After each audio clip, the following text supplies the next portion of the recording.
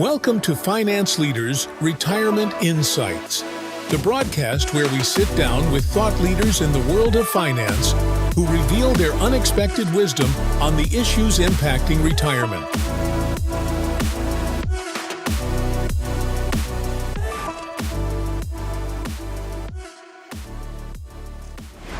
Hello and welcome to another episode of Finance Leaders. Today, we're joined by financial expert Brandon Barile. Brandon, welcome. Thanks, Jeff. Appreciate you having me. Well, thanks for taking the time to be here. I'm sure the viewers are excited to learn a lot about your practice and how you help clients and what sets you apart. So let's start off by maybe telling everybody a little bit about yourself and how you ended up getting started in the financial services business. Sure, I'll even go back a little further than that. So my dad was in the Marines. He did 6 years and got out of the Marine Corps, was living in Los Angeles, and met my mom, who's from Mississippi. So they ended up having 3 boys, and I was the oldest of 3. So you can imagine, a Marine is usually very structured and regimented about doing things and getting results. So that was a very big, heavy hand in my upbringing in more than one way. And then mom was just a super mom, just a salt of the earth from Mississippi. And that was the environment I grew up in. My dad was a super hard worker, got out of the Marine Corps, worked selling cars at a dealership, and ended up actually owning the first British car dealership in Los Angeles back in the late 60s. So as he made more money, we moved into different places. By the time I was 11, he made sure that I had a job at delivering newspapers. So the money that I made, my first check that I got, we took to the bank and opened my first savings account, which was a passport account back then because they had a book that looked like a passport. And I budgeted my spending out of that with the help of Dad.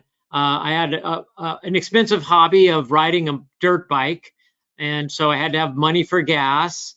And then I had the Mad magazines that I loved to read back in the day, and then some candy.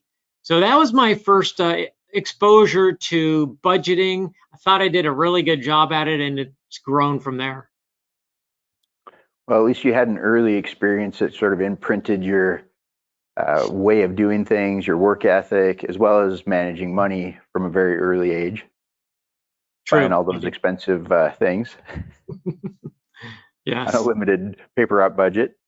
Yeah. I can relate to that. I also had one and a similar experience with my father. So, although he wasn't a Marine, but Great. so what sets you apart from other financial professionals in the industry? I know this is kind of a area where a lot of people look at a financial professional and think, they can't really tell the difference between one and the next. So how is your practice different? What sets you apart? Such a great question, because there are a lot of financial advisors. There's a lot of rules and regulations in our industry. And if you're just getting started in the industry, it's a lot to take in. So I think what sets me apart is the 27 years that I've been in the industry, helping people and business owners of all shapes and sizes. My expertise in certain situations, also being a certified financial planner, a CFP, for almost 20 years now as well. And what that means to people, it means I'm legally responsible to put my clients' best interests first in acting as a fiduciary for my clients. So when you put all of that together, we combine investment management, tax planning, risk management, and estate planning to make a cohesive plan for an individual and their family. Well, it sounds like you have kind of a comprehensive approach to kind of making sure you hit all the possible pitfalls that somebody might encounter in planning for retirement. Yes, you're exactly right. I know it can be stressful for somebody maybe seeking out advice of a financial professional for the first time, or even getting a second opinion. Having your financial life examined by a stranger can be intimidating, of course, might give somebody some anxiety. How do you help that client feel maybe a little more comfortable with having that first conversation with you and maybe get over their apprehension and procrastination that goes along with that. That is true. Yeah, well, it's kind of like going to the doctor for the first time. If you're going to see a general practitioner for the first time, you might have to get undressed and it's super uncomfortable. Our first meetings are nowhere near that uncomfortable. So one of the things that I really focus on is just trying to make people feel at home. It's a judgment-free environment where clients are going to be heard, and everything that they say is, of course, strictly private and confidential. So listening is the key for me. I let them share their backgrounds, goals, and concerns without any interruption. So I let them speak their mind. I'm not, again, making any judgments or really drilling down too much. But I do have questions along the way, and that's part of the process. It's the beginning of a relationship. I find that I do a lot more listening than I do talking during that first meeting. Well, and I think people listening today might also be curious, what have you done to maybe help transform somebody's difficult financial situation and turn that around?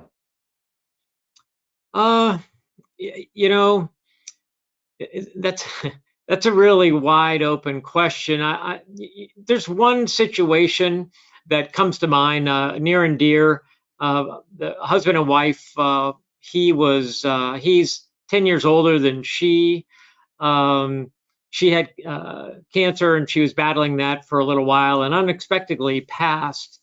In the evening around 7:30, I got a phone call from Frank, letting me know that she had passed, and he was sobbing and obviously destroyed. But what he was really concerned about is, after talking with the funeral director, he didn't know where he was going to get the money to pay for everything, because she did all of the bill paying, she did all of the investments, and he didn't do any of it.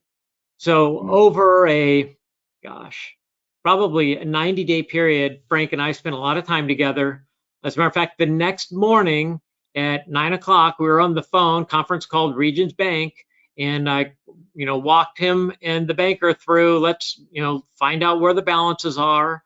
And then we got on the phone with Bank of America and did the same. So being a financial advisor isn't just about financial advisory activities of money management and things like that. It's such a much bigger picture. So I helped Frank get through that moment in time. We've become a lot closer as the years have gone by. It's been a little more than 5 years now. Well, yeah, you were there to kind of both be an emotional support as well as provide some guidance in a pretty critically traumatic situation there for him. Yes, yeah, it was tough. And the takeaway from that for those watching is, like me, I try and pull my wife in when I do all of the monitoring of our investments and paying bills and everything like that. But I have to bribe her a little bit with a glass of wine. Honey, get your glass of wine, come over and sit here, and let's go through this. And we do it about once a quarter. So at least she knows what's going on and where things are. So if something were to unexpectedly happen to me, she can navigate it and not be more concerned. Yeah, it might be a little terrifying to find out that, I don't have any idea where anything is, and you have to decipher that after the fact, like a detective. Yeah, and that's what happened with Frank. Yeah. Well, that's a great story. So Brandon, I know there are a lot of folks that are maybe do-it-yourselfers. What are the most common gaps that somebody might have in their financial life, whether they're working with a financial professional or have kind of done everything on their own? Well, there's plenty of gap possibilities. Some wide encompassing gaps could be just not having a comprehensive retirement plan. If you do a retirement plan, whether you're doing it on some free software online, it'll raise some red flags in some areas that you should pay attention to. Maybe another gap that could be uncovered is you don't have a sufficient emergency fund. Maybe your asset allocation is more aggressive than what it should be. So and also many people struggle with cash flow management. That's a big word for meaning you're spending more money than you're bringing in. So I would say those are some gaps people could look at. Yeah, and so at least having that experience where they come in and meet with you, they start to get some clarity about what those gaps are in their situation, and then also what to do about them. Oh yeah, yep. We definitely go down a rabbit hole exploring those gaps. So what is your process for helping a client understand and gain clarity about their financial goals? Speaking of clarity. Yeah, it's all about communication. So we do an in-depth discovery meeting. So it gets back to that, like that original meeting that we have. Again, the analogy of going to the doctor. We're going to ask, ultimately, we're going to ask a lot of questions about what you have fully disclosed to us in privacy, and understand more about what you told us and how that translates to what your goals and your desires may be in the future. So what we ultimately end up with is more of a personalized plan that clearly explains and recommends items so you can have success in what your endeavors are. So a follow-up question for you, Brandon. Sure. What are some of the common misconceptions people have maybe about their ability to manage taxes or untax a retirement income? So a lot of folks maybe have a lot of their savings in IRAs or 401ks these days, which is sort of a deferred tax time bomb, a tax liability down the road. Right. And they might be concerned about that or have some misconceptions about what's possible. So I've heard a few different things, that all retirement income is taxable. That's false. There's ways that you can have retirement income that's not taxable. And then on the flip side of that, I've heard Social Security is tax-free. Well, it could be tax-free depending on your total income. So everything is dependent on your own personal situation. And so we address that by educating clients on strategies that are applicable to them based on the conversations that we've had. So another misconception is that tax rates are going to remain the same. So I just always stress the importance for planning for the potential of future tax rate increases, just because we have so much debt in our country right now, over 33 trillion. There has to be some additional revenue coming in from somewhere, whether it's taxes or some other revenue stream. Some of those topics, Jeff, I actually put in my booklet, the Tax Advantage Retirement Solutions booklet, which I'll share where people can get that later. Okay, great. Well, I know you obviously do unique things for your clients, and in your practice, what do you think the most unique value that you bring to somebody is that maybe they can't get anywhere else? The list is long, but I would say somewhere in the top 5 is the fact that even though it doesn't seem like it's a big value, but whenever you call my phone number, and if you're working with me, you're going to have my cell phone number, is I'm going to answer the phone. Unless I am busy in a meeting, I'm going to call you right back. So that's important in any relationship. Like I said earlier, is communication. And in our client relationship, what we do is we talk often, and all communication is very important. So Brandon, I know you do some things that are different that really provide value that somebody can't get anywhere else, for sure. You know, kind of a add-on to the last question. Maybe we can get into some more specifics there. Sure. So again, as a certified financial planner and a fiduciary for individuals and their businesses, and having 28 years of experience, we've built out different processes that tend to get successes. And I think that can separate me from the next person. One of those processes is called the URIP strategy. It's untaxable retirement income planning strategies, where we use a toolkit of different ideas and concepts to integrate tax planning efficiency. So that can involve things that others have access to as well, but they just don't put it all together, which is tax gain or loss harvesting, Roth conversions, charitable qualified distributions, or QLACs. Also, optimizing Social Security and required minimum distribution planning. So once we understand somebody's entire situation, we can look more specifically at those items and more to see if it's possible to mitigate retirement income or maybe get a lot of it untaxed. Well, it sounds like an interesting conversation to have with anybody who's thinking about retiring, just to Yes. find out what's possible. Yep, I agree, Jeff. Well, I know that there is a common thing that comes up from viewers of the show. They always like to hear about those specific case studies where maybe your advice led to some significant improvements or transformation financially for someone you've worked with over your 27-year career. Does anything come to mind? There's plenty of opportunities that have done very well for people. However, more recently, I was referred to a business owner, and this person wants to really accelerate their savings for retirement. They're 50 years old, and they're maxing out their 401k that the business has sponsored. Well, we went down and looked at a lot of different situations to help them towards that goal. But the one that really moved the needle the most, which he didn't know about, his CPA didn't tell him about either. And that was back in 2022, new legislation called the Secure 2.0 Act was passed by Congress, and it is supposed to help Americans save for retirement. So there's a lot of different rules and regulations in there. One of them is allowing a plan to be added on to your 401k where you can put a lot more money into it. So in this case, this gentleman's able to put another $200,000 away pre-tax. So if you think about that, number one, he's putting a heck of a lot towards his retirement goal. And number two, it's a pre-tax contribution of $200,000.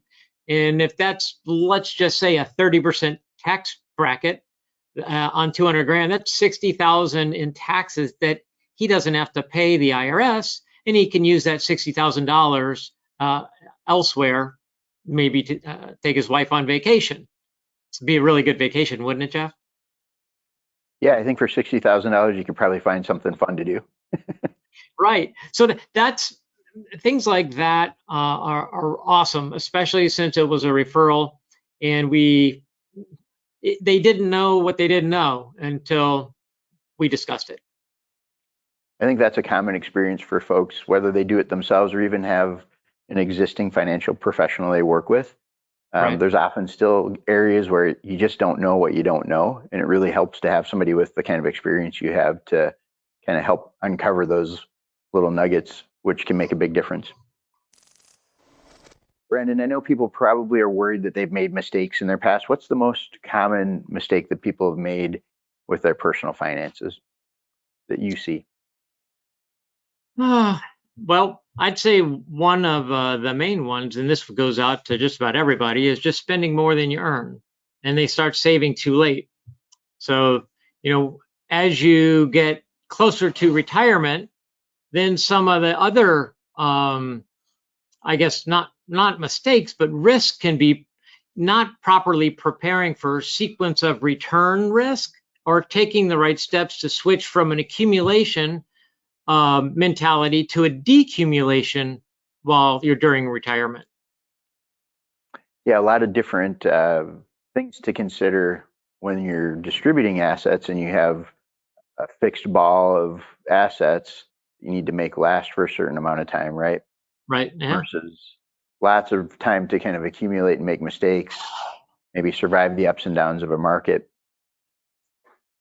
So it makes it worthwhile to have that conversation again, because many different factors that aren't the same as on the front end.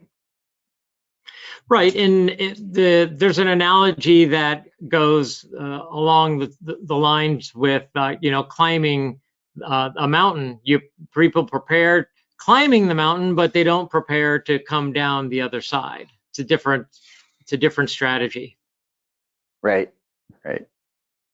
Well, that takes us to near the end of our conversation today, but I'm sure people are probably interested in finding out how they can get in touch with you and learn more about how you can help them. What's the best way to get in touch? So my cell phone, as I've been saying, that you can call me at is 813-453-8660. I also have our website at bbarile.com, which I'm sure that you'll be able to see that here on the screen as well. Well, Brandon, I want to thank you for taking the time to appear on Finance Leaders. It's been great to learn about your practice and how you can help people. And I hope they'll reach out to you and find out more. Thank you. Appreciate it. Thank you for having me, Jeff. Thanks for joining us on this episode of Finance Leaders Retirement Insights. Be sure to check out our other top advisor interviews at financeleaders.net.